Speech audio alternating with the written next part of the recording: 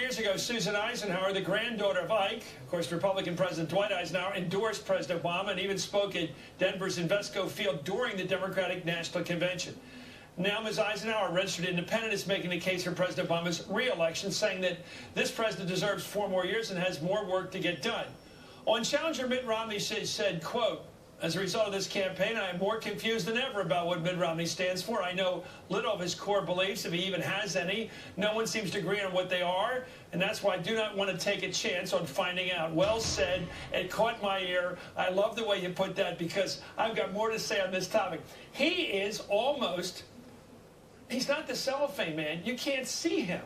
There's nothing there you can actually catch. What's beneath the shoulders, the tie, and the shirt? And is there any belief there that you can determine that will last past the current speech? Well, that's the problem. He had to run to the extreme right to get the nomination to begin with. Now, classically, candidates move into the middle, but he didn't do that until quite late in the campaign, which leads you to believe that perhaps he was with the ideas he was espousing during the primary. Well, that's my question, because he made such hard commitments. No revenues. Right. He went in with what we call the neoconservatives, the real hawkish people, even though he's had no experience in foreign affairs.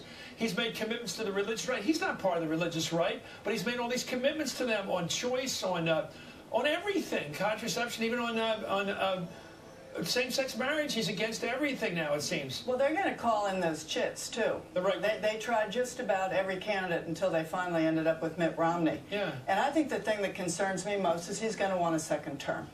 And because he's going to want a second term, he's going to have to keep that base relatively happy, or else he's going to get a contender. Yeah. So he will stay what?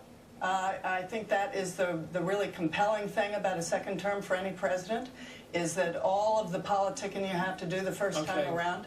Put you up. You're a smart lady, of course, and I want to put you up against somebody equally smart who I completely disagree with, David Brooks. I read his columns in the New York Times. Let's take a look at what Brooks said today.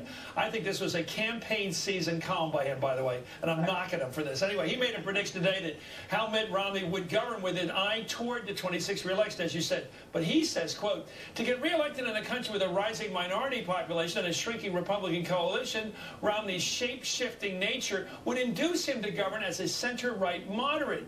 If Romney wins, we're more likely to get bipartisan reform. Romney is more of a flexible flip-flopper than Obama.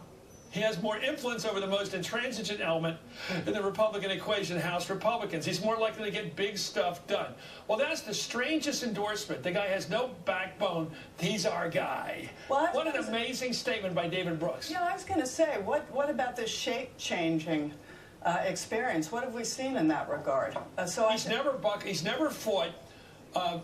Well, that's the point you're making. That at least John McCain stood up to the woman who said, you know, Obama's an Arab. Right. And Bill Clinton, who was pretty flexible, a pretty good politician, said, you know, he stood up to Sister Soldier when he thought those lyrics went too far with the hip-hop. Well, this guy's never stood up to the right. Brooks goes on to say that he thinks that only Mitt Romney can make Congress cooperate. And I think this is really a very, very dangerous idea, that unless one side gets its way, then they're simply not going to cooperate. I think the public is fed up with this. I think they really want Congress to cooperate with the new president, no matter who it is. And by the way, the Republicans who are running for the Senate now, this guy Mourdock, and this guy Aiken, they're all further right than Mitch McDonald. They're going to join the DeMint crowd. Right. They are. And I think that the commitments that were made early in the campaign are going to come back to haunt Governor. So how about, can you speak for Joey and David? Any chance your relatives are going to come in on this? Well, I don't. I'm the Washington Eisenhower. Okay. Everybody else. Well, I hope in Gettysburg can join this team, perhaps. Yeah. Anyway, they're great people, as you are. Thank you. Great family. Susan Eisenhower. We'll be right back.